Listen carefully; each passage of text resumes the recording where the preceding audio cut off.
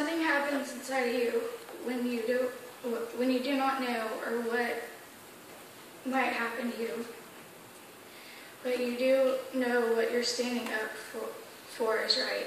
There is a courage, a fire, a conviction, a perseverance that rises in your heart, knowing that it really doesn't matter what happens to me. I know that what I'm doing is pleasing God.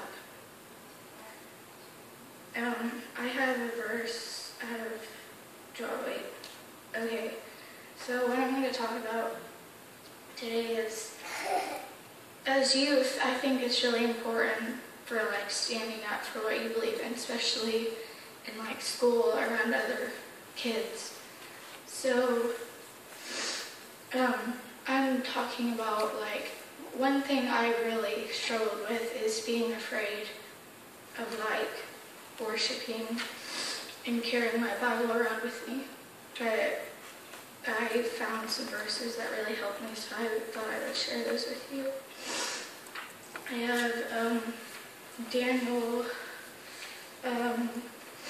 12, verse 3. It says, "Those who are wise all shine as bright as the sky, and those who may turn to righteousness will shine like stars forever."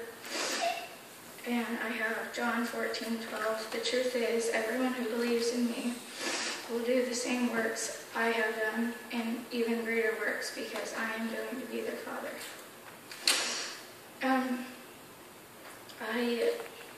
And then I have like a little thing, Mark 16:15 through 18. "And then he told them, 'Go into the world and preach the good news to everyone everywhere. Everyone who believes and is baptized will be saved, but everyone who refuses to believe will be condemned. These signs will accompany those who believe. They will cast out demons in my name, and they will speak new languages. They will be able to handle snakes with safety and drink anything poisonous, and it won't hurt them. They will be able to place their hands on the sick and heal them.'" I actually go to a youth group in Bicknell on Wednesday nights, and I went there for about a year. This June was actually my year, and it's really changed me, because before I went to this church for about 4 years, but I don't think I ever really got what we were talking about till I started going to youth group, so that's really helped me. And I wanted to talk about, like, sometimes it's really hard to stand up for what you believe in, being young like us, because we do get picked on for it. But I think if we all like stand up and just, life has to be an adventure, and if we all go out and do it in God's word, then I believe everything will turn out the way it seems. I have scriptures that I read when I'm afraid, and they really help me like get through being like young and everything. So I have 2 Chronicles 20:15. "Do not be afraid or discouraged because of this vast army, for the battle is not yours, but God's." And I believe, like, every time that I come to something that I feel like I can't handle, like this, I don't like getting up and talking in front of people. Like, I'm kind of really, really nervous right now. But I just ask God to, like, fight for me, and I believe he does that for me when I can't do it by myself. And then I have Psalms 23:4. "Even though I walk through the valley of shadow of death, I will not fear no evil. I will fear no evil, for you are with me. Your rod and staff, they comfort me." So I believe that God's always with us no matter where we go, so we never have to be afraid. And I've been really afraid of loss in my life, because it's happened a lot to me, but then I was given people like her that changed my life.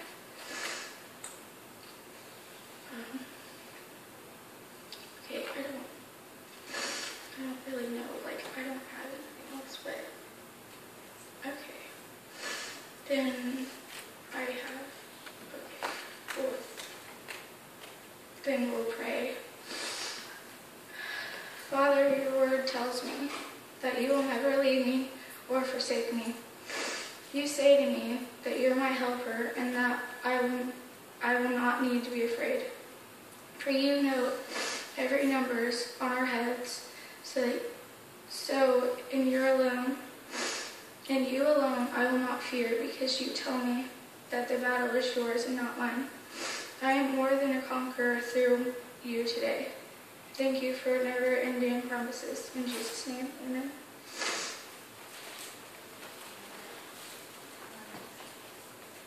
Message. That was Brianna is really seeking the Lord. These kids are really seeking the Lord. They are. And I am so proud of them.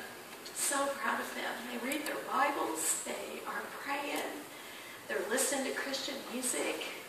And I have a verse, just one verse today I want to read to you. It's in the computer. Remember your Creator. This is from Ecclesiastes 12:1. Remember your Creator in the days of your youth, before the days of trouble come, and the years approach when you will say, I find no pleasure in them. Remember your Creator in the days of your youth, before the days of trouble come. And you know, sometimes we think that people that have these powerful testimonies of, well, I was into drugs, and I did this, and I drank, and I did this, and I lost my family, and I went to jail, and I did all this, and then God saved me, and He turned me around, and, you know, and that is an awesome testimony. But I tell these kids, I want you guys to hear me, that the best testimony is I never did that. I walked with the Lord from my youth. And you guys are doing it. And you got to keep doing it. You got to keep walking with Him. And all these things are going to come at you. And they're going to lure you. And you're going to think, oh, just this once. But the best testimony is I never did that. I always walked with the Lord. And I want you guys to do that, because you are doing that. And you got to keep doing that.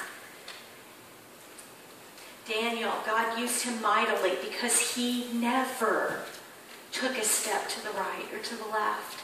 And, you know, sometimes we discount that. I've had, you know, some of my own kids say, you know, I have to give a talk, and they say, I don't have a testimony. I'm like, yes, you do.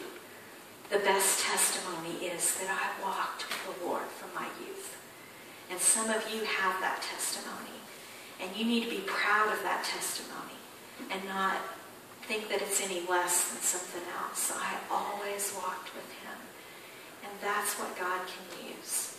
And so that's just what I want to encourage them with today. The things that are going on in this nation this week, the Lord has already given me the message for next week. And just poured it into me yesterday. And, you know, I've been grieving for our nation the last few days because of the choices that we're making and the path that we're following. And and the title of the message next week is, what does God expect of the faithful in a nation that's rejected Him? What does He expect of us in a nation that's rejected Him?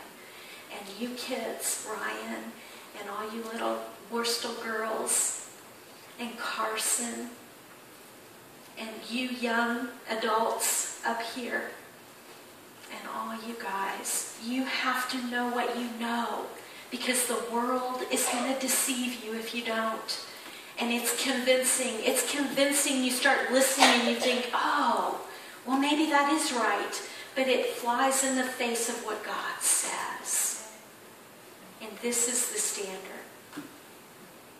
So, let's just, didn't they do a good job today? Didn't they do a good job?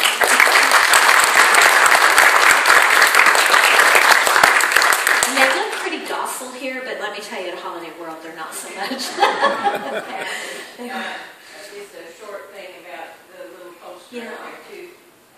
When we done our youth Sunday last year, the kids all had different words that they picked on, and out of all the ones that we had,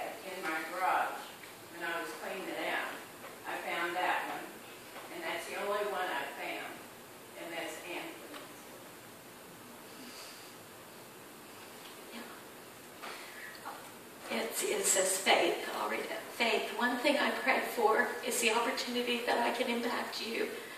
To you, the faith that will help me and my church grow strong in the Lord. Then, too, I need your help, for I want not only to share my faith with you, but to be encouraged by yours. Each of us will be a blessing to each other. And he wrote, if I didn't have faith, I wouldn't be here with these people.